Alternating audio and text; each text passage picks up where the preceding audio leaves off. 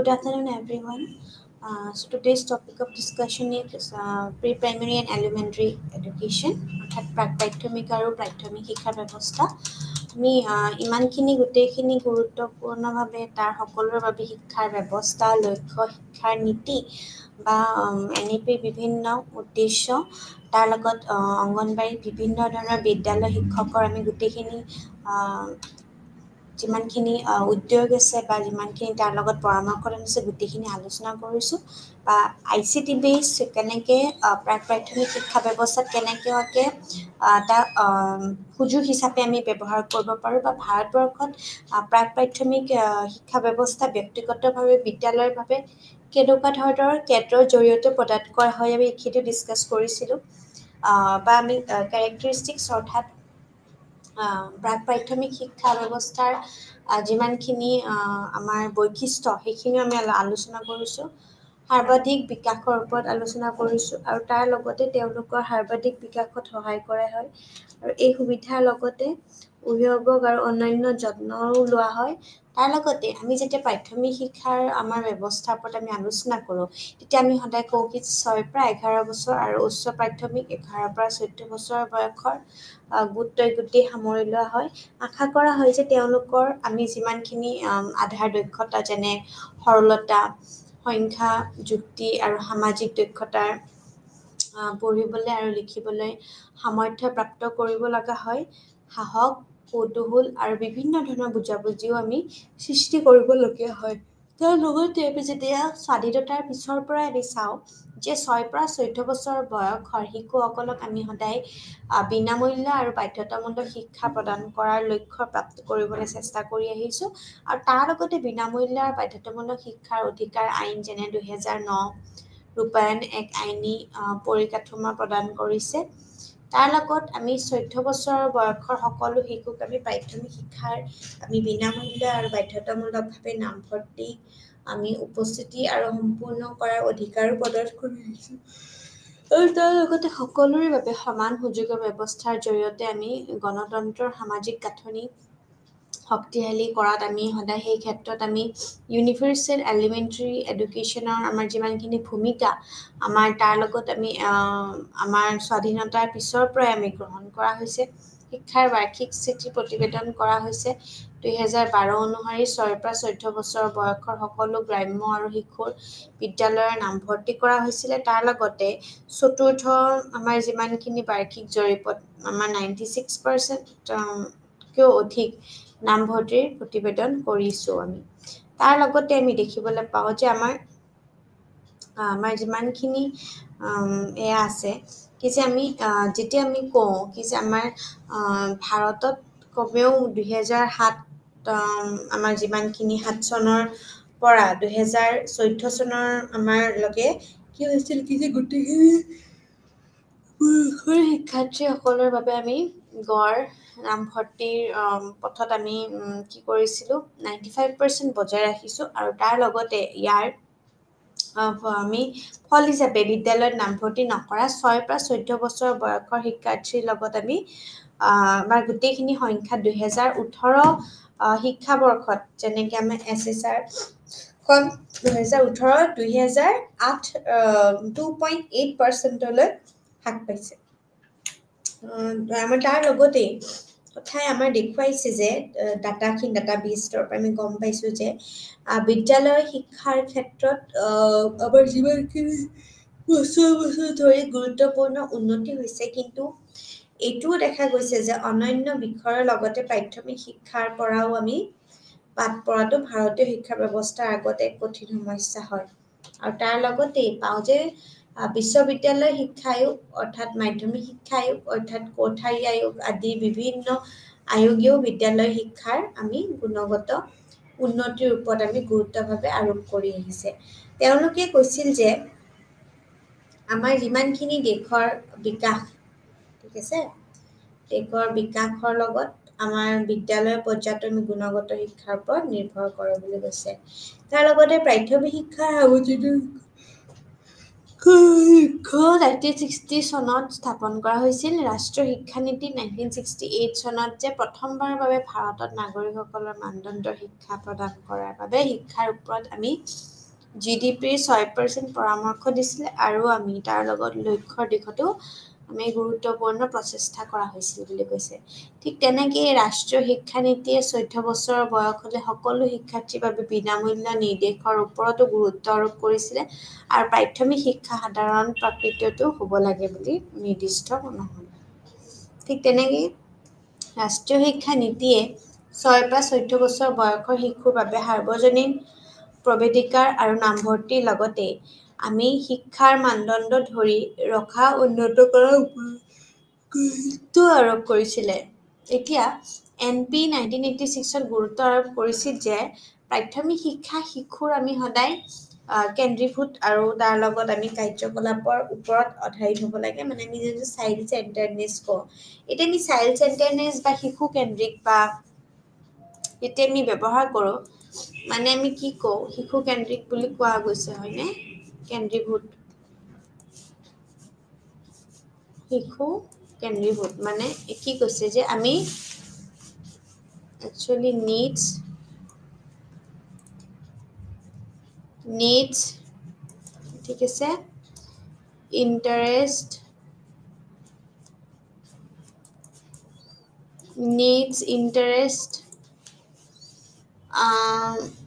Capacity আমি এইবোৰৰ লগত এজন শিশুৰ আমি চাইল্ড চেণ্টাৰ্ড হ'ব লাগে বুলি কয়। ঠিক আছে,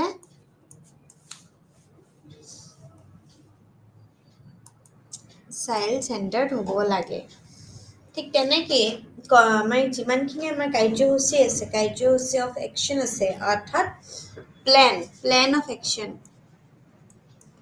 plan of action, plane of action.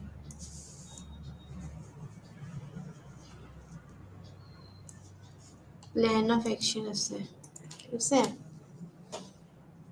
6 বা 14 বছৰ বয়সৰ শিশুৰ বাবে বিনামূল্য আৰু প্ৰয়োজনীয় শিক্ষাৰ ব্যৱস্থা কৰাটো আমি অৰিহণা যোগাইছিলে। প্ৰাথমিক শিক্ষাৰ স্থিতি উন্নত কৰাৰ বাবেও আমি অপাৰেশ্যন ব্লেকবোৰ্ড প্ৰগ্ৰেম দি শক্তিশালী কৰা হৈছিল বুলি কৈছে। আৰু তাৰ লগতে ভাৰত চৰকাৰে প্ৰাথমিক শিক্ষাৰ প্ৰৱেশিকাৰ আৰু ধাৰণ উন্নত কৰাৰ বাবে নৱম আমি আমাৰ পঞ্চবাৰ্ষিক বা তাৰ লগত পৰিকল্পনাৰ সৈতে আমি দুটা ডাঙৰ পদক্ষেপ গ্ৰহণ কৰিছে।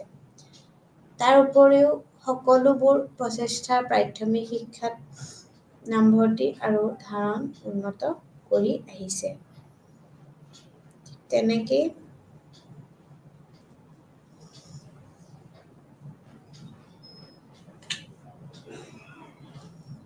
ফিচাৰ্ছ অফ এলিমেণ্টাৰী এডুকেশ্যন, গুণগত শিক্ষাৰ ওপৰত আমি কি হ'ব লাগে, গুৰুত্ব দিব লাগে।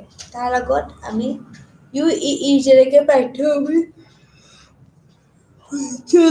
আমি মানদণ্ডৰ শিক্ষাৰ ওপৰত আমি বিশেষ গুৰুত্ব আৰোপ কৰিব লাগে। লগতে প্ৰৱেশিকাৰ আৰু ধাৰণো দিব লাগে। বিনিয়োগ হিচাপে প্ৰাথমিক শিক্ষাক আমি মানৱ সম্পদ বিনিয়োগ হিচাপে গণ্য কৰা হয়। ইয়াৰ উভতি অহাটো বহুগুণে আমাৰ টান হৈ পৰে।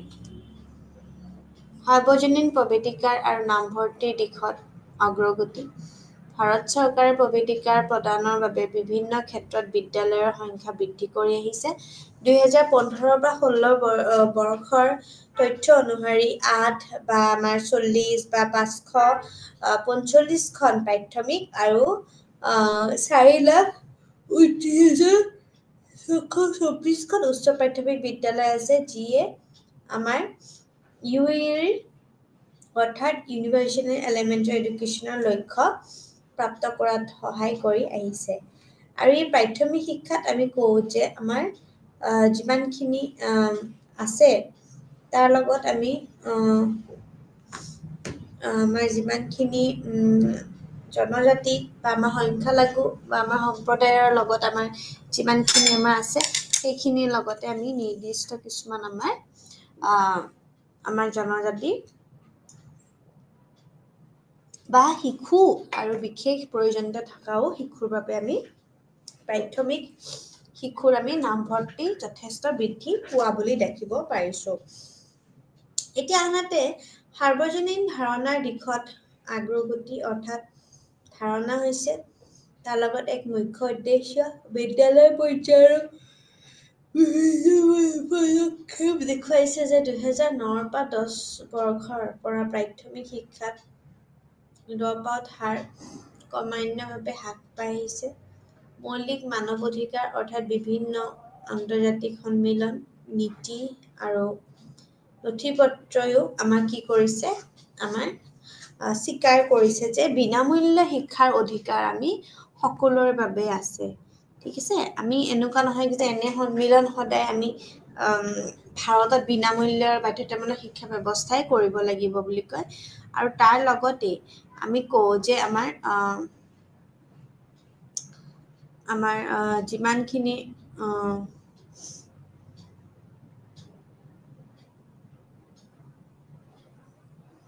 তো আমি দেখিবলৈও পাওঁ যে আমাৰ যেতিয়ালৈকে আমাৰ ভাৰতে বিনামূল্য আৰু বাধ্যতামূলক শিক্ষা ব্যৱস্থা কৰিব লাগিব বুলি কয়। ঠিক তেনেকুৱাই ঠিক সেনেকুৱাকৈ আমি গম পাওঁ যে আমাৰ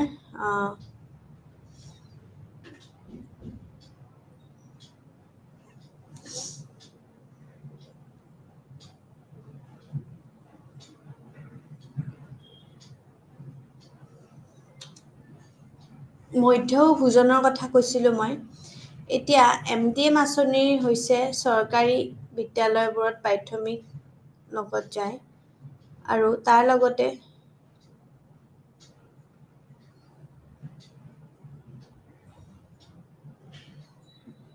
এক অবিচ্ছেদ্য অংশ যিয়ে আয় বৃদ্ধিৰ লগত ধৰি ৰখাটো যথেষ্ট অৰিহণা যোগাইছে। ঠিক তেনেকুৱা আমি সেইকাৰণে গম পাওঁ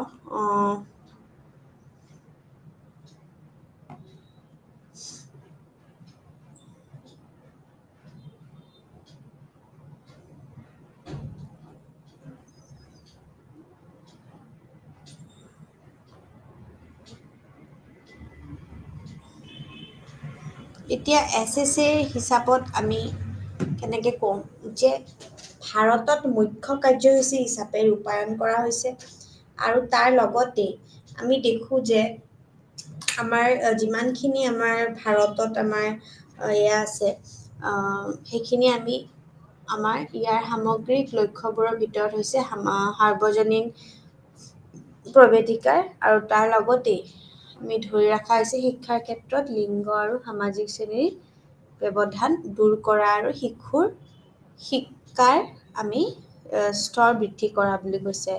ঠিক তেনেকুৱাকৈ পাওঁ যে শৈক্ষিক পৰিসংখ্যাৰ ওপৰত আমাৰ 8ম জৰীপ অনুসৰি ভাৰতত প্ৰায় 13 লাখ স্বীকৃতি বিদ্যালয় বিভিন্ন প্ৰকাৰৰ ব্যৱস্থাপনাৰ দ্বাৰা পৰিচালিত হয় আৰু এই বিদ্যালয়বোৰৰ ভিতৰতে আছে আমাৰ দেশৰ প্ৰাথমিক অৰ্থাৎ উচ্চ প্ৰাথমিক অৰ্থাৎ মাধ্যমিক আৰু উচ্চতৰ প্ৰাথমিক বিদ্যালয় 5% আৰু এই বিদ্যালয়বোৰত আমাৰ গ্ৰাম্য অৰ্থাৎ 84% আৰু নগৰীয় 16% অঞ্চলৰ লগতে আমাৰ কি আছিলে বিদ্যালয়বোৰত আমাৰ বিভিন্ন ধৰণৰ আমাৰ আমি কি কৰিব লাগিব বিভিন্ন প্ৰকাৰৰ ব্যৱস্থাপনাৰ দ্বাৰা পৰিচালিত হৈছে বুলি কৈছে। ঠিক তেনেকৈ বহলভাৱে যদি আমি চাওঁ কিছুমান ব্যৱস্থাপনা আছে যেনেকৈ চৰকাৰ আছে, এখন চৰকাৰী বিদ্যালয় ৰাজ্য চৰকাৰ বা কেন্দ্ৰীয় চৰকাৰ বা ৰাজহুৱা খণ্ডৰ প্ৰতিষ্ঠান বা চৰকাৰৰ দ্বাৰা সম্পূৰ্ণভাৱে বিত্তীয় সংগঠনৰ দ্বাৰা পৰিচালিত হয় আৰু এই স্থানীয় সংস্থা অৰ্থাৎ জিলা পৰিষদ, পৌৰ নিগম, পৌৰ সমিতি, অধিসূচিত এলেকা সমিতি আৰু একাউণ্টেণ্ট বোৰ্ডৰ দৰে পঞ্চায়তী স্থানীয় সংস্থাৰ প্ৰতিষ্ঠানৰ দ্বাৰা স্থানীয় এখন বিদ্যালয় পৰিচালনা হয় বুলি কৈছে। ঠিক তেনেকৈ ব্যক্তিগত সাহায্যও আছে কিছুমান। এতিয়া যেনেকৈ ব্যক্তিগত আমি যদি সাহায্য বুলি কওঁ তেন্তে আমি কি বুজিম যে আমাৰ ব্যক্তিগত সাহায্য প্ৰাপ্ত কৰিবলৈ বা বিদ্যালয় এখনত আমাৰ যিমানখিনি ব্যক্তি ন্যাস বা ব্যক্তিগতভাৱে আমাৰ যিমানখিনি সংগঠনৰ দ্বাৰা স্বীকৃতি আৰু পৰিচালিত হয়, তাৰ লগতে আমি স্থানীয় সংস্থা বা ৰাজ্য চৰকাৰ বা কেন্দ্ৰীয় চৰকাৰৰ পৰা অনুদান প্ৰাপ্ত কৰা হৈছে। এতিয়া ব্যক্তিগতভাৱে অসহায় অৰ্থাৎ ব্যক্তিগতভাৱে অসহায় বিদ্যালয় এখন ব্যক্তিগতভাৱে আমি কি কৰিব পাৰোঁ কি যে সংগঠনৰ দ্বাৰাই স্বীকৃতি আৰু পৰিচালিত হয় আৰু তাৰ লগত চৰকাৰী বা স্থানীয় সংস্থাৰ পৰা কোনো অনুদান প্ৰাপ্ত নকৰে বুলি কয়। ঠিক তেনেকেই কিছু স্বীকৃতি নহয় এখন একচুৱেলি বিদ্যালয় আমি যিকোনো ব্যক্তি বা ব্যক্তিগত সংগঠনৰ দ্বাৰা পৰিচালিত হয় আৰু ৰাজ্য চৰকাৰ বা চৰকাৰৰ অনুমতিত বৰ্ডৰ পৰা কোনো ধৰণৰ স্বীকৃতি নাথাকে, অৰ্থাৎ চৰকাৰী বিদ্যালয় আমাৰ 66% অৰ্থাৎ স্থানীয় সংস্থাৰ বিদ্যালয় 14% আৰু ব্যক্তিগতভাৱে পৰিচালিত সাহায্যপ্ৰাপ্ত বিদ্যালয় অৰ্থাৎ 7% আৰু আমাৰ যিমানখিনি ব্যক্তিগত অসহায় বিদ্যালয় আছে সেইখিনি 13%। বেছিভাগ চৰকাৰী বিদ্যালয় 91 আৰু স্থানীয় সংস্থাৰ আমাৰ যিমানখিনি বিদ্যালয় 90% গ্ৰাম্য ভাৰতৰ প্ৰয়োজনীয়তা পূৰণ কৰি আছে, আনহাতে ব্যক্তিগতভাৱে পৰিচালিত সাহায্যপ্ৰাপ্ত বা ব্যক্তিগতভাৱে অসহায় ব্যৱস্থাপনাৰ দ্বাৰা পৰিচালিত বিদ্যালয়ৰ ক্ষেত্ৰত এই সংখ্যা আমি অতি কম দেখিবলৈ পাইছোঁ। তাৰ লগতে ব্যক্তিগতভাৱে পৰিচালিত সাহায্যপ্ৰাপ্ত বা ব্যক্তিগত অসহায় ব্যৱস্থাপনা বিদ্যালয়সমূহ নগৰ অঞ্চলত আছে আৰু ভাৰতত চৰকাৰী পৰিচালিত বিদ্যালয়সমূহৰ লগত আমাৰ পৰিপূৰক হিচাপে এটা বৃহৎ ব্যক্তিগত বিদ্যালয় ব্যৱস্থা আছে, যাৰ 6 পৰা 14 বছৰ বয়সৰ প্ৰায় 29% শিশুৱে ব্যক্তিগত বিদ্যালয়ৰ জৰিয়তে বিদ্যালয়ৰ শিক্ষা প্ৰাপ্ত কৰে বুলি কয়। এতিয়া regulatory bodies for school education বুলি আমি যেতিয়া কওঁ, তেতিয়া কেন্দ্ৰীয় পৰ্যায়ত বিদ্যালয় শিক্ষাৰ বাবে আমি নিয়মক কি কৰিব পাৰোঁ, সংবিধান অনুসৰি প্ৰাথমিক পৰ্যায়লৈকে আমি শিশুৰ মৌলিক অধিকাৰ হয়। প্ৰাথমিক শিক্ষাৰ বাবে তেওঁলোকৰ ৱাৰ্ড বিদ্যালয়লৈ প্ৰেৰণ কৰাটো অভিভাৱকৰ সদায় মৌলিক কৰ্তব্য হিচাপেও যোগ কৰা হৈছে। এতিয়া বিভিন্ন ব্যৱস্থাপনাৰ দ্বাৰা পৰিচালিত বিভিন্ন প্ৰকাৰৰ বিদ্যালয় ভাৰত শিক্ষা প্ৰদান কৰি আহিছে। চৰকাৰী বিদ্যালয়ৰ উপৰিও কেইবাখনো চৰকাৰী সাহায্যপ্ৰাপ্ত আৰু বেচৰকাৰী বিদ্যালয়ও কাম কৰি আছে বুলি কয়। ভাৰতীয় সংবিধান অনুসৰি বিদ্যালয়খন আমি অলাভজনক সত্ৰ হিচাপে আমি কি কৰিব পাৰোঁ, খুলিব পাৰি। কেৱল এক দায়িত্ব নাশ কৰি বা সমাজৰ দ্বাৰা পৰিচালিত আৰু অলাভজনক চৰিত্ৰ আছে। তাৰ লগত প্ৰতিখন বিদ্যালয় সংশ্লিষ্টভাৱে ৰাজ্য চৰকাৰৰ পৰা কেন্দ্ৰীয় বা কেন্দ্ৰীয় শাসিত অঞ্চলৰ বোৰ্ড বা তথাপিও অনাপত্তি প্ৰমাণপত্ৰ NOC পৰা সংশ্লিষ্ট হ'ব লাগিব আৰু এই দুটা মৌলিক প্ৰয়োজন লগতে বিদ্যালয়খনৰ সময়ে আমি কি কৰিব লাগিব, কেন্দ্ৰ আৰু ৰাজ্যিক কৰ্তৃপক্ষৰ নিয়ম আৰু মানদণ্ডৰ পৰা পৰিচালিত হয় বুলি কয়। শিক্ষা মন্ত্ৰালয় অৰ্থাৎ পূৰ্বৰ মানৱ সম্পদ উন্নয়ন মন্ত্ৰালয় কেন্দ্ৰীয় চৰকাৰৰ সংবিধানত সন্নিৱিষ্ট কৰি পৰিকাঠামো আৰু বহল নীতিৰ ভিতৰত আমি কি কৰিব পাৰোঁ, শিক্ষাৰ ক্ষেত্ৰত ইয়াৰ কাম আৰু দায়িত্ব পালন কৰে বুলি কয়। ঠিক তেনেকে আমি চাওঁ যে আমাৰ এই উদ্দেশ্যৰ বাবে নীতি নথি পত্ৰ নিয়মৰ পৰা শিক্ষা মন্ত্ৰালয় অনন্য আমি দেখিবলৈ পাওঁ। ঠিক তেনেকেই শিক্ষা মন্ত্ৰালয়ৰ আমি দেখিবলৈ পাওঁ। শিক্ষানুষ্ঠানকভাৱে দ্বাৰা নিৰ্দিষ্ট আইনসমূহ গৃহীত কৰা হয় আৰু তাৰ লগতে আমি দেখোঁ যে আমাৰ সমূহ গৃহত কৰা হয় বুলি কয়।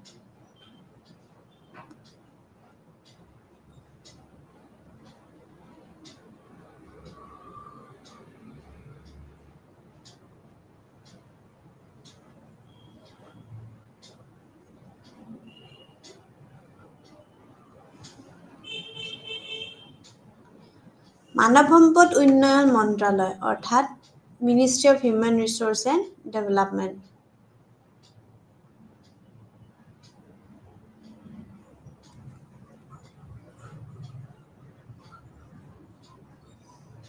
তাৰ লগতে ইয়াৰ মুখ্য আমাৰ যিমানখিনি আছে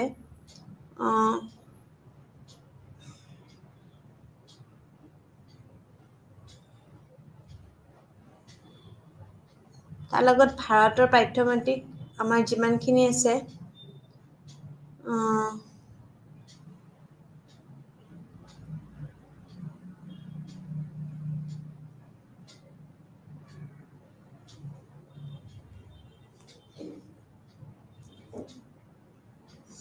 ভাৰতত আমাৰ যিমানখিনি প্ৰাক-প্ৰাথমিক আৰু প্ৰাথমিক শিক্ষাৰ মানদণ্ড আছে তাৰ লগত আমাৰ উন্নত কৰা হৈছে যে কেন্দ্ৰ আৰু কেন্দ্ৰীয় আমাৰ যিমানখিনি শাসিত অঞ্চলৰ ধৰা বিভিন্ন পৰিচালনা সমিতি আছে তাৰ লগত আমাৰ কৰা হয়।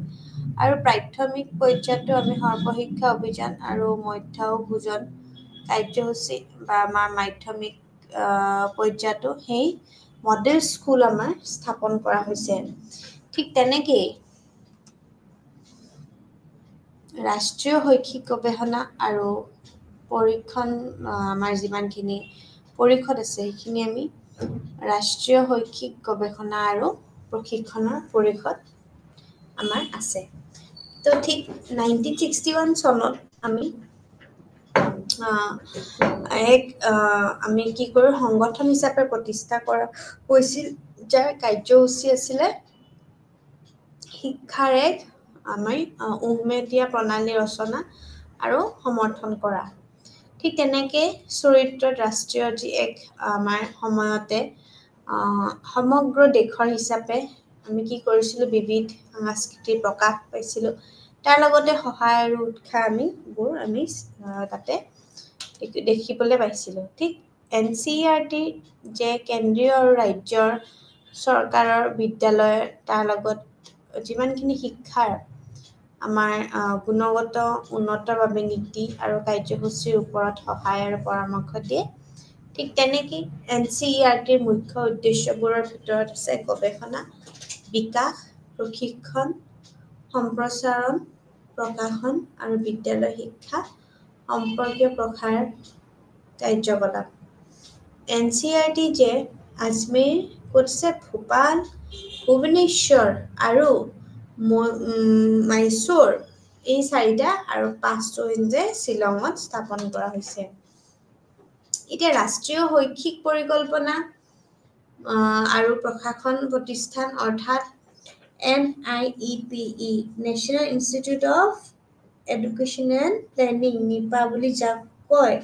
ঠিক তেনেকে ৰাষ্ট্ৰীয় শৈক্ষিক পৰিকল্পনা প্ৰশাসন প্ৰতিষ্ঠান আগতে ৰাষ্ট্ৰীয় শৈক্ষিক পৰিকল্পনাৰ প্ৰশাসন বিশ্ববিদ্যালয় আছিলে।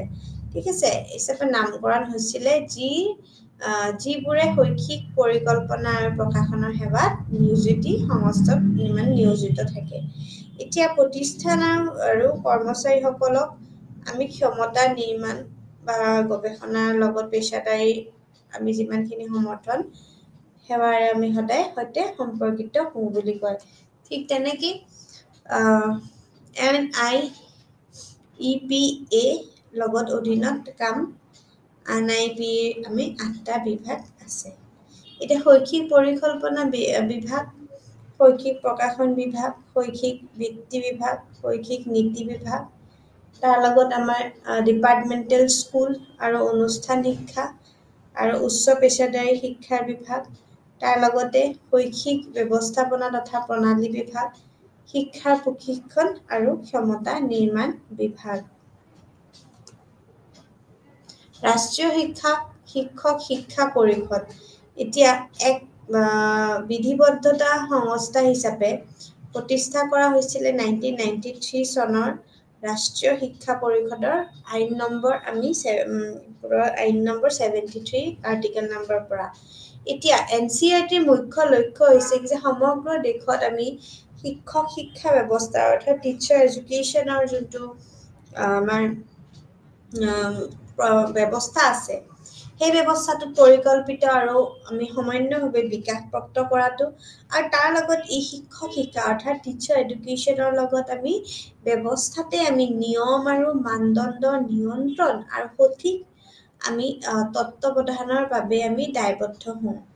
ই বিভিন্ন শিক্ষা কাৰ্যসূচী সামৰি লয়, যাৰ ভিতৰত আছে বিদ্যালয়ত প্ৰাথমিক, মাধ্যমিক আৰু জ্যেষ্ঠ মাধ্যমিক পৰ্যায়ত শিক্ষাদানৰ বাবে সজ্জিত কৰাৰ বাবে ব্যক্তিসকলৰ গৱেষণাৰ প্ৰশিক্ষণ হয় বুলি কয়। ঠিক তেনেকেই কেন্দ্ৰীয় শিক্ষা পৰিষদ হৈছে শিক্ষাৰ ক্ষেত্ৰৰ ভাৰত চৰকাৰৰ পৰা গুৰুত্বপূৰ্ণ পৰামৰ্শদাতা সংস্থা আৰু প্ৰথমবাৰৰ বাবে 1920 চনত প্ৰতিষ্ঠা কৰা হৈছিলে। 1935 চনত পুনৰ্জীৱিত কৰা হৈছিল আৰু তেতিয়াৰ পৰাই আমাৰ আছে। ঠিক তেনেকেই যোনবোৰ আমাৰ KEV আছে এইবোৰ কাম হৈছে যে যিকোনো শৈক্ষিক আমি যিমানখিনি প্ৰশ্ন ওপৰত আমি সদায় পৰামৰ্শ দিয়া, যাক GUI বা আন যিকোনো স্থানীয় চৰকাৰ ইয়াক প্ৰেৰণ কৰিব পাৰে। KEV আন এটা কাম হ'ল দেশত শৈক্ষিক বিকাশ সম্পৰ্কে তথ্য আৰু পৰামৰ্শ বিচাৰিব লাগে। অৱশ্যে KEVৰ পৰামৰ্শদাতা কেৱল আমাৰ পৰামৰ্শদাতা আৰু চৰকাৰৰ ওপৰতহে আমি বলপূৰ্বকভাৱে সক্ষম নহয় বুলি কয়। ঠিক তেনেকেই কেন্দ্ৰীয় মাধ্যমিক শিক্ষা পৰিষদ অৰ্থাৎ CBSE হৈছে এক শীৰ্ষ ৰাষ্ট্ৰীয় সংস্থা যি শৈক্ষিক মানদণ্ড আমি যথেষ্ট পৰিমাণে উন্নত কৰা আৰু মাধ্যমিক শিক্ষাত আমি আমি কি কৰিব লাগিব, প্ৰৱৰ্তন কৰিব লাগিব। এতিয়া কেন্দ্ৰীয় চৰকাৰৰ দ্বাৰা অনুমোদিত আমাৰ বেছিভাগ বিদ্যালয় কেন্দ্ৰীয় বিদ্যালয় থাকে, নৱোদয় বিদ্যালয় থাকে, হয়নে? আৰু বিদ্যালয় থাকে। ঠিক তেনেকে আমি গম পাওঁ যে আমাৰ যিমানখিনি আমাৰ এয়া আছে এইটো ৰাজহুৱা আমাৰ যিমানখিনি শিক্ষণৰ ভিতৰত আমাৰ আছে সেইখিনিতে আমি গম পাওঁ। ঠিক সেইটোতে কি যে দক্ষতা আৰু আমাৰ যিমানখিনি অৰিহণা আছে সেইখিনিৰ লগত আমি সদায় মিলি থাকিব লাগিব আৰু আমাৰ দক্ষতা উন্নত কৰাত আমাৰ সদায় ব্যৱস্থা থাকিব লাগিব বুলি কয়। ঠিক এতিয়া আঞ্চলিক কাৰ্যালয় আছে যে আমি বিভিন্ন ধৰণৰ আমাৰ আমি চাওঁ আৰু তাৰ লগতে আমি গম পাওঁ যে আমাৰ আঞ্চলিক কাৰ্যালয় আছে আৰু তাৰ লগতে আমাৰ national institute of open schooling অৰ্থাৎ national institute of opening school, আমিতো কি বুলি কওঁ NIOS দেই। এইবোৰ কেতিয়াবা এব্ৰিভিয়েশ্যন আহে, অলপ আমি মন কৰি থ'ব লাগে।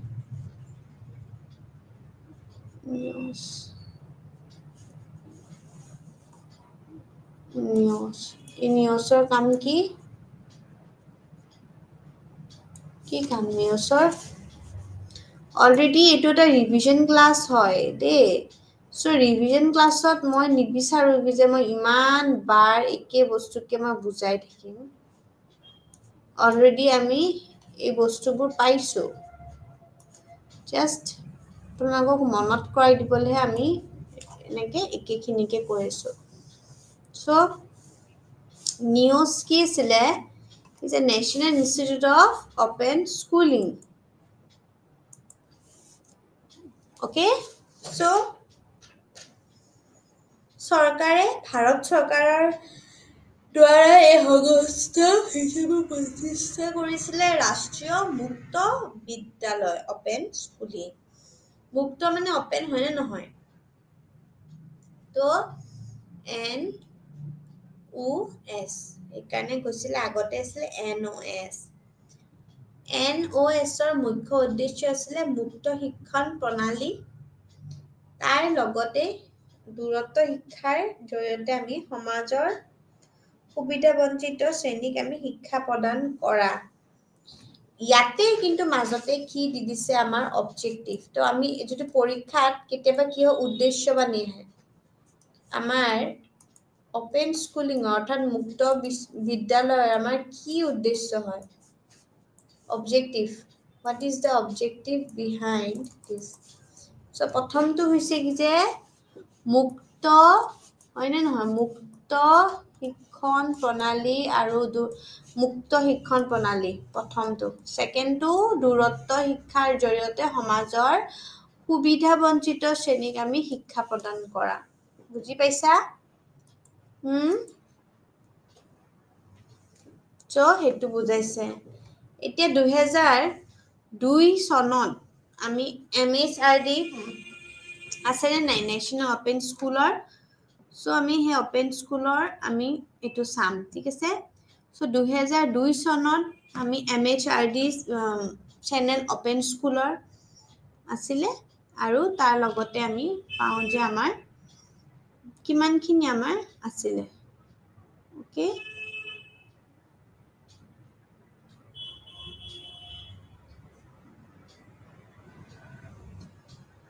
so আমি যেতে সাম MHRD নেশনাল ওপেন স্কুলৰ বা ৰাষ্ট্ৰীয় মুক্ত বিদ্যালয়লৈ আমি প্ৰতিষ্ঠানবোৰ সংগঠনবোৰ আমি সংশোধন কৰিব লাগিব ঠিক তেনেকৈ ভাৰতীয় বিদ্যালয় প্ৰমাণপত্ৰ পৰীক্ষা পৰিষদৰ CISC আমি চাব লাগিব যে ভাৰতৰ বিদ্যালয় শিক্ষা পৰিষদৰ ই দুটা পৰীক্ষা অনুষ্ঠিত কৰে আৰু ICSE ভাৰতীয় মাধ্যমিক শিক্ষাৰ প্ৰমাণপত্ৰ আৰু আমাৰ ভাৰতীয় বিদ্যালয় প্ৰমাণপত্ৰ চলে বুলি কয় এতিয়া CISE চনত স্থাপন কৰা হৈছিল এই নতুন দিল্লীত অৱস্থিত ই এক সৰ্বভাৰতীয় কিন্তু চৰকাৰী অনুমোদিত বোৰ্ড নহয় CBSE আৰু CISE দুয়োটা কম বেছি পৰিমাণে শিক্ষাৰ ইচ্ছক অনুসৰণ কৰে যদিও কিছুমানে ক্ষেত্ৰত গুৰুত্বপূৰ্ণ পাৰ্থক্য থাকিব পাৰে বুলি কয়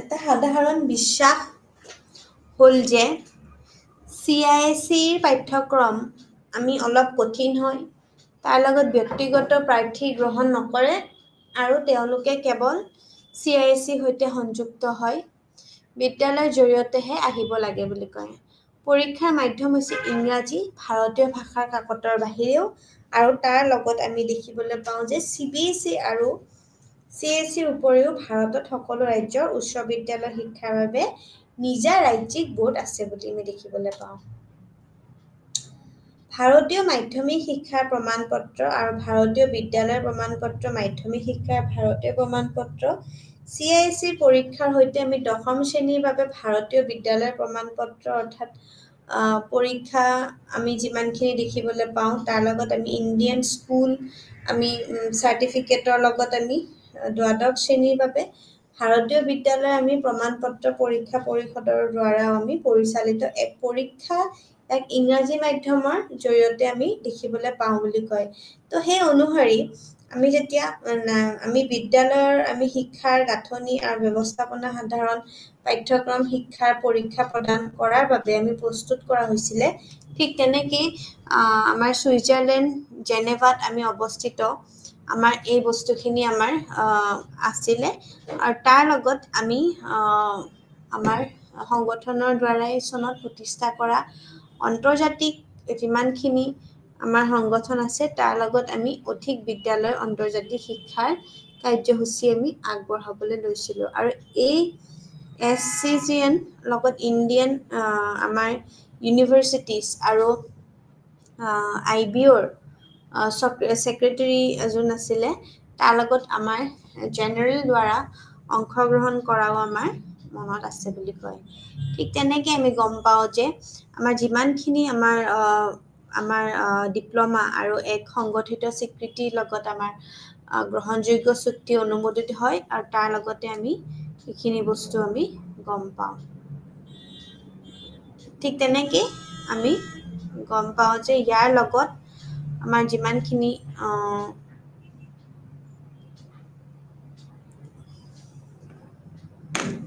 অনুমোদিত হয় এতিয়া IB হৈছে 1968 চনত পঞ্জীয়ন কৰা এক আলোকজনক উপাৰ্জনকাৰী ছুইছ ফাউণ্ডেশ্যন সংগঠনৰ কাৰ্যকলাপবোৰ হৈছে কৰ্তৃপক্ষৰ দ্বাৰা এক অনুমোদিত এক্ট অফ ফাউণ্ডেশ্যনৰ দ্বাৰা নিৰ্ধাৰণ কৰা হয় আৰু এই অধ্যয়নৰ 3টা মুখ্য নিৰ্ধাৰণ কৰা হৈছে আৰু তাৰ লগতে আমাৰ এই আগবঢ়োৱা হয় কিছু প্ৰাথমিক কাৰ্যসূচী আমাৰ মধ্যবৰ্ষৰ যিমানখিনি প্ৰগ্ৰেম আছে তাৰ লগত ডিপ্ল'মা প্ৰগ্ৰেমটো আমাৰ জড়িত হয় এতিয়া ৰাজ্যিক পৰ্যায়ৰ ৰাজ্যিক শৈক্ষিক গৱেষণা আৰু প্ৰশিক্ষণ এতিয়া পৰিষদৰ নিয়মক আমাৰ যিমানখিনি যিহেতু ভাৰতত শিক্ষা আমাৰ আছে তাৰ লগত সংবিধানৰ সমকালীন তালিকাৰ বিষয় তাৰ লগত আমাৰ শিক্ষা কেন্দ্ৰ আৰু ৰাজ্য কেন্দ্ৰৰ সাংঘাতিক অঞ্চলৰ নিয়ন্ত্ৰণ আছে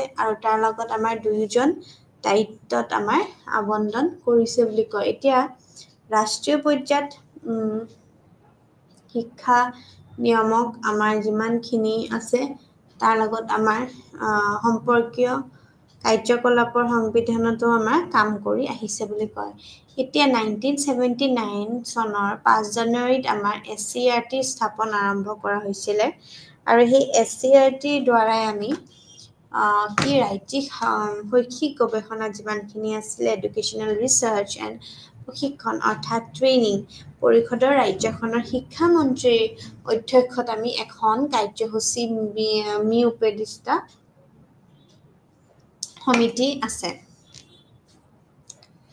SCERTৰ বিভিন্ন কাৰ্যসূচীৰ বাবে বিশেষ পৰামৰ্শদাতা আছে সমিতি আছে আৰু বিভাগ আছে যেনে সেৱা শিক্ষা শৈক্ষিক গৱেষণা আছে নীতি দৃষ্টিকোণ আছে বা মৰেল এছপেক্ট যাক কয় আৰু বা উদ্ভাৱন আছে শৈক্ষিক প্ৰযুক্তি আছে অৰ্থাৎ এডুকেশ্যন এণ্ড টেকনলজি জনসংখ্যা শিক্ষা আছে পপুলেশ্যন এডুকেশ্যন অৰ্থাৎ সাৰ্বজনীন প্ৰাথমিক শিক্ষা আছে ইউনিভাৰ্চেলাইজেশ্যন অফ এলিমেণ্টাৰী এডুকেশ্যন আৰু আনুষ্ঠানিক শিক্ষা আছে অনানুষ্ঠানিক শিক্ষা অৰ্থাৎ ফৰ্মেল আমাৰ যোনটো নন ফৰ্মেল ইয়াৰ মুখ্য কাম হৈছে যে প্ৰাক বিদ্যালয়ৰ আমাৰ যিমানখিনি উচ্চতাৰ মাধ্যমিক আমাৰ স্তৰলৈকে সকলো শৈক্ষিক কাৰ্যসূচী পৰিকল্পনা চলে ঠিক তেনেকৈ ব্যৱস্থাপনা গৱেষণা বা তাৰ লগত প্ৰশিক্ষণৰ লগতে আমাৰ মূল্যাংকনৰো আমাৰ কি চলে ক্ষেত্ৰত ঠিক তেনেকৈ SCERTৰ ভূমিকা হৈছে যে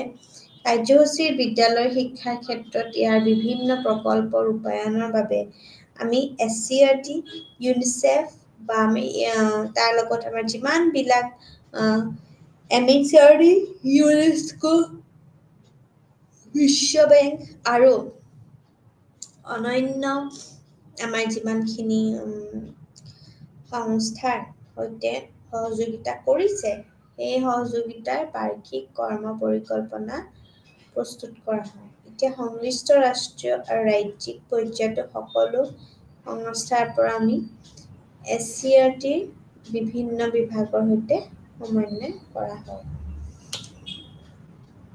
নিয়ন্ত্ৰণ আৰু তত্ত্বাৱধান ৰাজ্যখনৰ বিদ্যালয়সমূহৰ বাবে ৰাষ্ট্ৰীয় পাঠ্যক্ৰমৰ বাবে পৰিকাঠামোৰ পোহৰত পাঠ্যক্ৰম আৰু পাঠ্যপুথি বিকশিত কৰা হয় তাৰ লগত উদ্ভাৱনৰ জৰিয়তে বিদ্যালয় আমাৰ উৎকৰ্ষতাৰ বাবে প্ৰচেষ্টা কৰা আৰু ক্ষমতা নিৰ্মাণৰ বাবে প্ৰয়োজন কৰা হৈছে ৰাজ্য কেন্দ্ৰীয় শাসিত অঞ্চলৰ সেৱা শিক্ষকসকলৰ বাবে কাৰ্যসূচী প্ৰদান কৰা হৈছে ঠিক তেনেকৈ বিদ্যালয় শিক্ষা বিভাগ SSC RMSC DIET ডায়েট আদিৰ সহযোগিতাৰে ৰাজ্য সেৱাত শিক্ষক প্ৰশিক্ষণৰ বাবে সমন্বয়কাৰী সংস্থা আছে বুলি কয়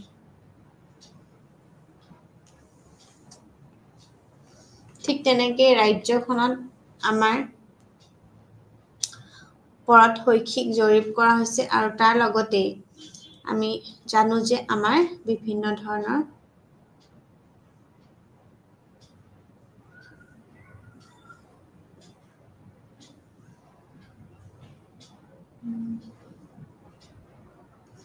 কাৰ্য গৱেষণাও কৰা হৈছে।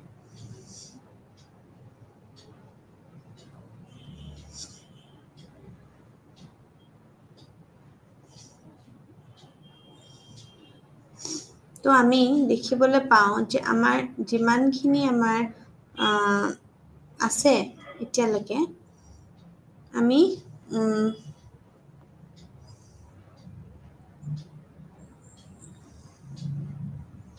সেইকাৰণে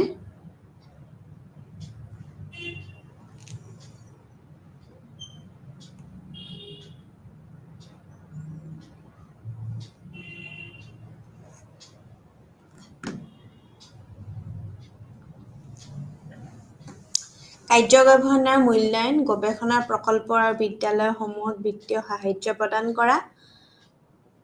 তো ঠিক তেনেকেই আমি ক'ম যে আমি যিমানখিনি আমি চাব পাৰোঁ ঠিক তেনেকুৱাকৈ আমি গম পাওঁ। ঠিক আছে।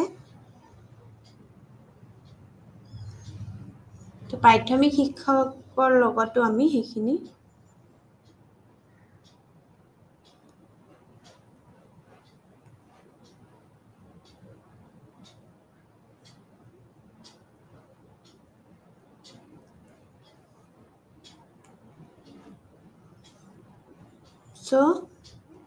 বিশেষ প্ৰয়োজনীয়তাৰ লগত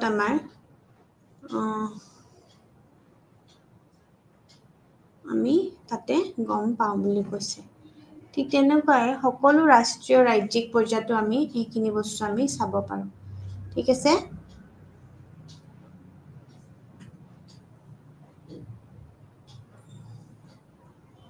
তো আমি যেতিয়া কৈ থাকোঁ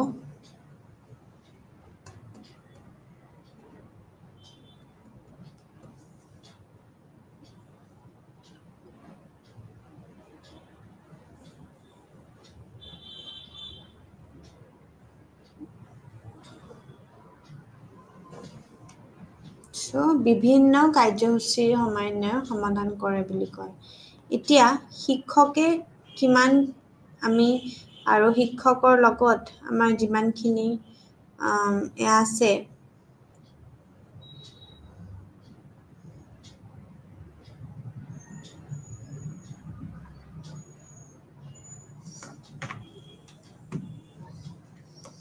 প্ৰাথমিক আমি শিক্ষা পাঠ্যক্ৰমত ডিপ্ল'মা পৰিচালনা আৰু তাৰ লগত চৰকাৰী আৰু ব্যক্তিগত প্ৰতিষ্ঠানসমূহৰ বাবে আমি নোডেল এজেঞ্চি হিচাপে কাম কৰা বুলি কৈছে। এতিয়া বিদ্যালয় শিক্ষা সম্পৰ্কীয় আৰু তাৰ লগত বিষয়বোৰতো ওপৰতো কাৰ্য গৱেষণা, নীতি গৱেষণা আৰু অন্যান্য মূল্যাংকনৰ অধ্যয়ন কৰা হৈছে বুলি কৈছে। এতিয়া শিক্ষকসকলক শৈক্ষিক সমৰ্থন আগবঢ়োৱাৰ বাবে শৈক্ষিক পেকেজ আৰু শিক্ষণৰ সামগ্ৰী বিকশিত কৰা আৰু বিভিন্ন স্তৰত শিক্ষক আৰু শিক্ষাৰ্থীসকলৰ বাবে চেমিনাৰ, কৰ্মশালা, প্ৰদৰ্শনী প্ৰয়োজন কৰা আৰু বিদ্যালয় শিক্ষা সম্পৰ্কীয় বিষয়বোৰৰ ওপৰতো কাৰ্য গৱেষণা, নীতি গৱেষণা আৰু অন্যান্য মূল্যাংকন অধ্যয়ন কৰা বুলি কৈছে। এতিয়া প্ৰাথমিক শিক্ষা আমাৰ যিমানখিনি পাঠ্যক্ৰমত ডিপ্ল'মা পৰে আমি সেইখিনি গোটেইখিনি আমি চাব লাগিব। ঠিক আছে। এতিয়া সকলো জিলা শিক্ষা বা প্ৰশিক্ষণ প্ৰতিষ্ঠান যাক আমি ডায়েট বুলি কৈছোঁ তাৰ সমন্বয় আমি নিৰীক্ষণ কৰিব লাগিব আৰু তাৰ লগতেই আমি চাম যে শিক্ষকৰ শিক্ষাবিদ আৰু তাৰ লগত নিৰীক্ষণ বিষয়াসকলৰ পেছাদাৰী বিকাশৰ জৰিয়তে যাতে আমি চিঠি পত্ৰবোৰ বা আমি পাঠ্যক্ৰমবোৰৰ বাবে ব্যক্তিগত সম্পৰ্ক কাৰ্যসূচী আয়োজন কৰিব পাৰোঁ। ভাৰত চৰকাৰৰ প্ৰাপ্তবয়স্ক অনুষ্ঠানিক শিক্ষা কাৰ্যসূচী ৰূপায়ণ আৰু মূল্যায়ন কৰাৰ সময়ত আমি ৰাজ্যিক আমাৰ যিমানখিনি বিদ্যালয় শিক্ষা বোৰ্ড আছে সেইখিনি আমি শৈক্ষিকভাৱে প্ৰশাসনভাৱে আমি চলাৰ বাবে যোগান কৰিব লাগিব আৰু ভাৰতত বিভিন্ন নিয়মক সংস্থা জ্ঞাপন কৰা হয় আৰু তাৰ লগতে আমি বিভিন্ন ধৰণৰ বিদ্যালয়ৰ শিক্ষাৰ পৰিষদসমূহ আমি বিদ্যালয়ৰ বাবে গুৰুত্বপূৰ্ণভাৱে নিয়ামক সংস্থা চলাব লাগিব। ই ৰাজ্যৰ ক্ষমতাৰ প্ৰতিনিধিত্ব আৰু নিৰ্ধাৰিত কৰি ভৌগোলিক সীমাৰ পোহৰত আমি কাম কৰে আৰু এইটো ৰাজ্যখনৰ এটা বৌদ্ধ সংগঠন হয় আৰু এইটোৰ লগত এইটো আইন আৰু সাংবিধানিক ব্যৱস্থানো দ্বাৰা আমি ক্ষমতাপ্ৰাপ্ত কৰা হয় বুলি কয়।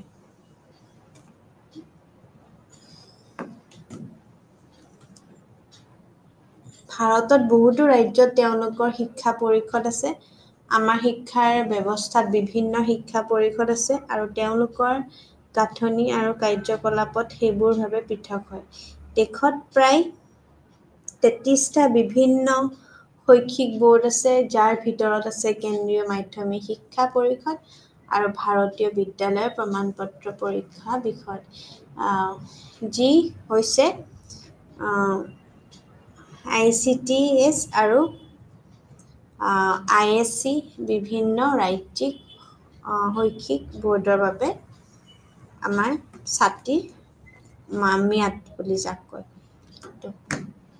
আন কিছুমান বোৰ্ড আছে যেনে আন্তৰ্জাতিক বেকালেৰিয়েট সংগঠন আৰু দিল্লী চৰকাৰী বিদ্যালয়। দেশৰ তুলনামূলকভাৱে কম সংখ্যক আমাৰ যিমানখিনি বিদ্যালয় বিভিন্ন ৰাজ্যৰ মাদ্ৰাছা বোৰ্ড, কেন্দ্ৰীয় তিব্বতীয় বিদ্যালয়ৰ প্ৰশাসন আদি দৰে আন বিভিন্ন বোৰ্ডৰ সৈতে সংযুক্ত আছে বুলি কয়। জিলা খণ্ডৰ স্তৰত নিয়ামক কৰি আমি 1986 চনৰ ওপৰত আধাৰিত কৰি জিলা পৰ্যায়ৰ সংস্থা বা তাৰ লগত আমাৰ ডায়েট জিলাখনৰ পেডাগজিকেল কাৰ্যকলাপৰ পৰিকল্পনা ৰূপায়ণ আৰু নিৰীক্ষণৰ বাবে প্ৰস্তুত কৰা হয়। প্ৰতিটো ডায়েটৰ 7টা শৈক্ষিক শাখা থাকে।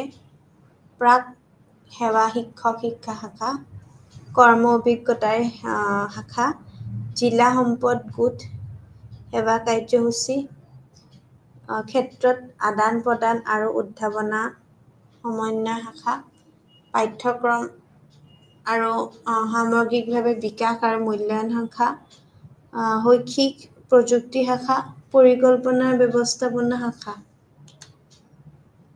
ডায়েটৰ লগতেই বিদ্যালয়ৰ শিক্ষাৰ ৰাজ্যিক নীতি নিয়মাৱলী উদযাপন কাৰ্যকৰী কৰাৰ বাবে এক ব্লক সম্পদ কেন্দ্ৰ আৰু ক্লাষ্টাৰ বাবেও আমি বিভিন্ন ধৰণৰ স্থাপন কৰা হৈছে আৰু সকলোৰে বাবে সংস্থাই বিদ্যালয় শিক্ষাৰ মানদণ্ড উন্নত কৰাৰ বাবে আৰু সাৰ্বজনীন প্ৰাথমিক শিক্ষাৰ লক্ষ্য প্ৰাপ্তিৰ বাবে চেষ্টা কৰাৰ বাবে ইজনে সিজনৰ সৈতে সমন্বয়ভাৱে কাম কৰি আহিছে।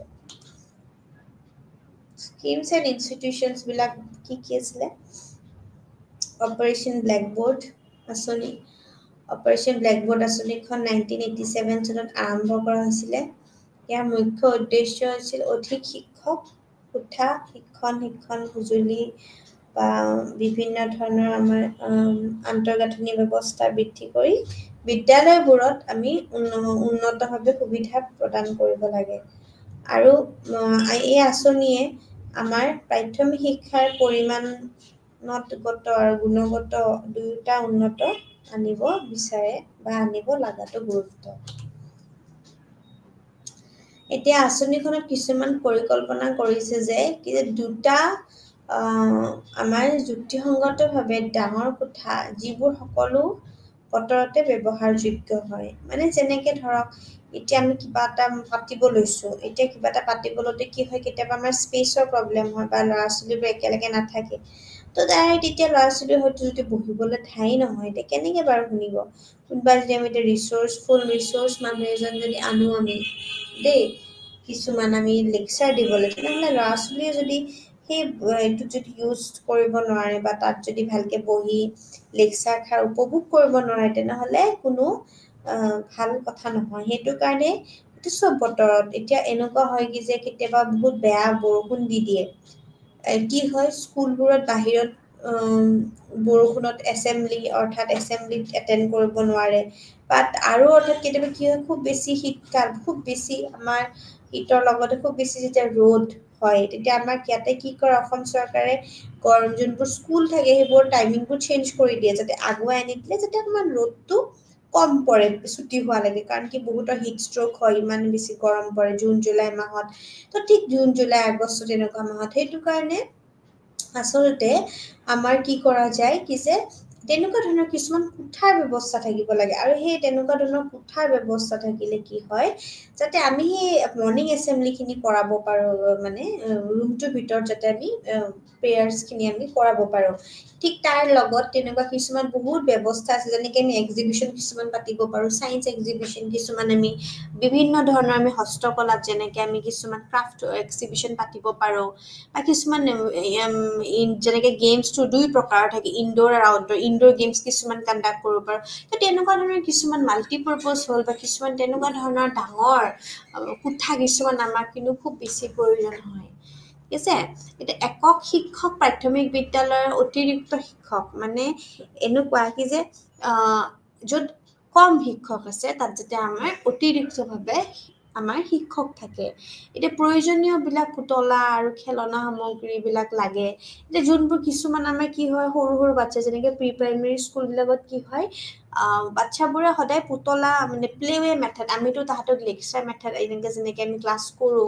আমি তেনেকেতো পঢ়াব নোৱাৰো তো আমাক কিছুমান পুতলাৰ ধৰণৰ ব্যৱস্থা বা কিছুমান খেলা ব্যৱস্থা মানে প্লে মেথড যোনবোৰ বস্তু আমি খেলি খেলি পেলাই শিকো সেই ঠিক তেনেকুৱা ধৰণৰ কিছুমান ব্যৱস্থা বা আমাৰ তেনেকুৱা ধৰণৰ আৰু তো ঠিক সেই ধৰক তেনেকুৱা টাইপেদি যে আমি কেনেকে ধৰণৰ আমি মানে আমি কৰিব পাৰো তো সেই বিভিন্ন ধৰণৰ খেলা ব্যৱস্থা সেইবোৰৰ লগত আমাৰ হয় আৰু আমাৰ তাৰ লগত ব্লেকবৰ্ড থাকে যাতে প্ৰপাৰ ব্লেকবৰ্ড যদি হোৱাইট বৰ্ড প্ৰয়োজন হোৱাইট বৰ্ড ইউজ কৰিব পাৰে বা তাৰ লগত আমি কিছুমান চাৰ্ট ইউজ কৰিব পাৰো হয়নে নহয় তো ব্যৱস্থাটো ক'বলৈ গ'লে বহুত আছে অন্যান্য শিক্ষাৰ সামগ্ৰী কিছুমান পায় তো আমি সেইকাৰণে কি কৰিব লাগে আমি যেতিয়া চাওঁ আমি সদায় আমি এইটোও চাব লাগে যে আমাৰ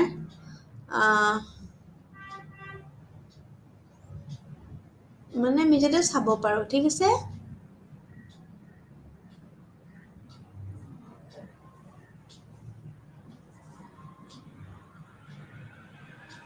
তো সেইকাৰণে অলপমান আমি গুৰুত্ব দিব লাগে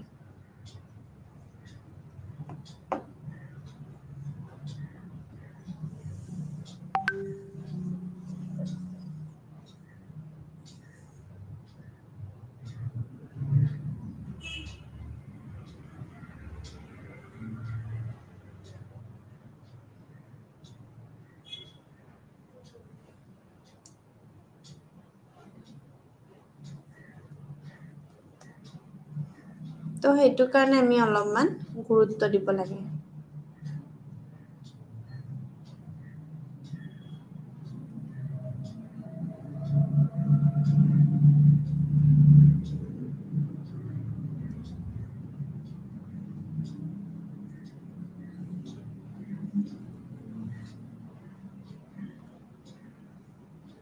আছে তো আমি এইখিনি বস্তুত আমি গুৰুত্ব দিব লাগে এতিয়া জিলা প্ৰাথমিক শিক্ষা আছে এতিয়া আমি জিলা প্ৰাথমিক শিক্ষাৰ কাৰ্যসূচী আছে DPEP আছে সেইখিনিও আমি পাৰিলে ৰিলেট কৰিব লাগে ঠিক আছে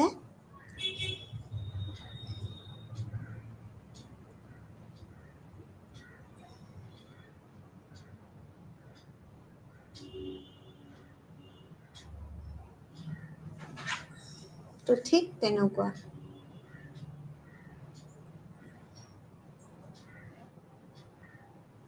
কি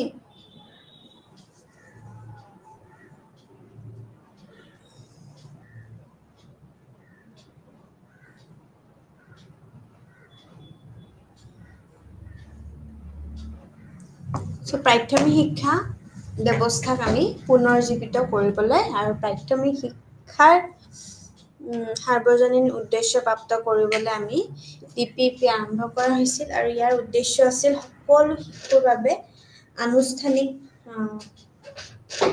অনানুষ্ঠানিক শাখাৰ দ্বাৰা প্ৰাথমিক শিক্ষাপ্ৰাপ্ত শিশুৰ লাভাৰ্থী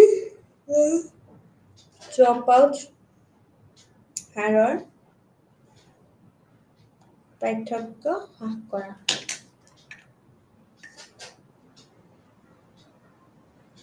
ই জিলাক পৰিকল্পনাৰ একাক হিচাপে লৈ ক্ষেত্ৰ নিৰ্দিষ্ট পদ্ধতি গ্ৰহণ কৰিছিলে আৰু এইটোৱে স্থানীয় পৰিস্থিতিৰ বাবে প্ৰতি সংবেদনশীল বুজাই ৰখা আৰু এনেদৰে সম্প্ৰদায়টো সম্পূৰ্ণ সংগঠন নিশ্চিত কৰাৰ সহায় কৰিছিলে।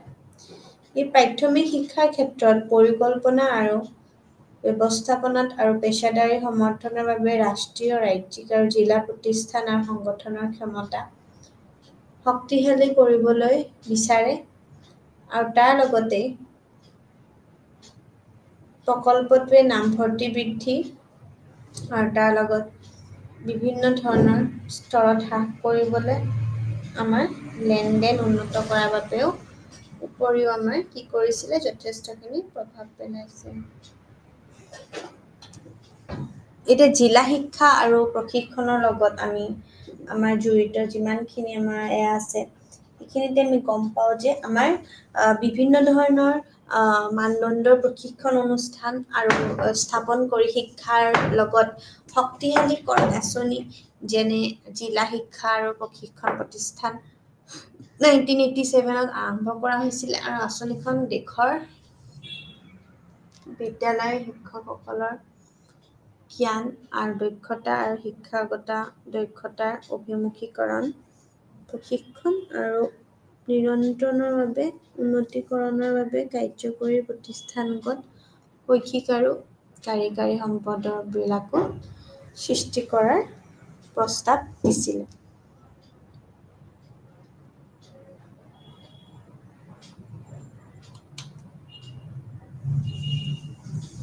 পুষ্টিগত সমৰ্থন বাবে ৰাষ্ট্ৰীয় কাৰ্যসূচী মধ্যাহ্ন ভোজন শিশুৰ পুষ্টি স্তৰ বৃদ্ধি কৰিবলৈ আৰু তেওঁলোকক ব্যৱস্থাৰ বাবে বিকশিত কৰিবলৈ সক্ষম কৰাৰ বাবে ব্যৱস্থাবোৰৰ ৰখাৰ বাবে প্ৰাথমিক শিক্ষাৰ বাবে পুষ্টিগত সমৰ্থনৰ বাবে ৰাষ্ট্ৰীয় কাৰ্যসূচী বা এই আঁচনিৰ উদ্দেশ্য হৈছে নামভৰ্তি ধাৰণ আৰু উপস্থিত কৰি এক সময়তে শিশুসকলৰ মাজত আমি পুষ্টিৰ স্তৰ উন্নত কৰিব পাৰোঁ বুলি কৈছে। ঠিক তেনেকৈ ইয়াক আমি 2007 চনৰ 3480 অৰ্থনৈতিকভাৱে আমি কি কৰিব পাৰোঁ পিছফালৰ খণ্ডৰ উচ্চ প্ৰাথমিক বা শিশুসকলৰ লগত আমি বিভিন্ন ধৰণৰ সম্প্ৰচাৰিত কৰা হৈছিলে আৰু তাৰপিছতে 2008 চনত প্ৰাথমিক পৰ্যায়ত আমি এই সাৰ্বজনীন কৰা হৈছিলে আৰু আঁচনিখনৰ ৰাজ্যৰ আমি ভিন্নতা আমি দেখিবলৈ পাইছিলোঁ। ঠিক তেনেকুৱাকৈ দেখোঁ যে আমাৰ বিভিন্ন ধৰণৰ আৰু আমাৰ গোটৰ দ্বাৰা MDM অৰ্থাৎ মিড ডে মিলৰ পৰিচালনা আৰু ৰূপায়ণ কৰা হয় আৰু এই MDMত এতিয়া আমি অধীনত সমৰ্থিত মাদ্ৰাছা আৰু মাক্তাব তাৰ লগতে ৰাষ্ট্ৰীয় শিশুৰ আমি শ্ৰমিক প্ৰকল্পৰ অধীনত আমি শিশু অন্তৰ্ভুক্ত আছে বুলি কয়। ঠিক তেনেকুৱাকৈ দেখিও যে আমাৰ বিভিন্ন ধৰণৰ প্ৰাথমিক পৰ্যায়তো ছোৱালীৰ শিক্ষাৰ বাবে ৰাষ্ট্ৰীয় কাৰ্যসূচী প্ৰাথমিক পৰ্যায়ত ছোৱালী শিক্ষাৰ প্ৰচাৰৰ বাবে প্ৰস্তাৱ দিয়া হৈছে আৰু এই আঁচনিখন শৈক্ষিকভাৱে পিছপৰা খণ্ডত ৰূপায়ণ কৰা হয় আৰু তাৰ লগতে বিদ্যালয়ৰ বাহিৰত থকা ছোৱালীবোৰৰ প্ৰয়োজনীয়তাও পূৰণ কৰা হয়। আৰু এই বিদ্যালয় নামভৰ্তি কৰাৰ আমাৰ আঁচনিখনতে বিভিন্ন ধৰণৰ আমি গুৰুত্ব দেখোঁ। এই গুৰুত্ব আৰোপ কৰাৰ লগতে ইয়াৰ লগত কস্তুৰবা গান্ধী বালিকা বিদ্যালয় যিমানখিনি KGBP হৈছে তাৰ লগত আমি জনজাতিৰ বা আমি OBC যিমানখিনি সম্প্ৰদায়ৰ ছোৱালী থাকে বিশেষকৈ তাৰ লগত আমি প্ৰাথমিক বিদ্যালয়ত যাতে তেওঁলোকৰ কোনো ধৰণৰ অসুবিধা নহয় সেই খণ্ডত আমি ইয়াৰ সমাধান কৰিবলৈ চেষ্টা কৰোঁ। আৰু কিশোৰ বিনামূল্য বিদ্যালয়ত যাতে যাব নোৱাৰে 10+ এজৰ পিছতে স্কুলৰ ছোৱালী যিমানখিনি আছে সেইখিনি যাতে গোটেইখিনি নামভৰ্তি কৰা হয়। ঠিক আছে। চ' 2009 পৰা 10 বৰ্ষলৈ দেশতে আমি 2500খন KGBP আমি স্থাপন কৰা হৈছিল। Thank U.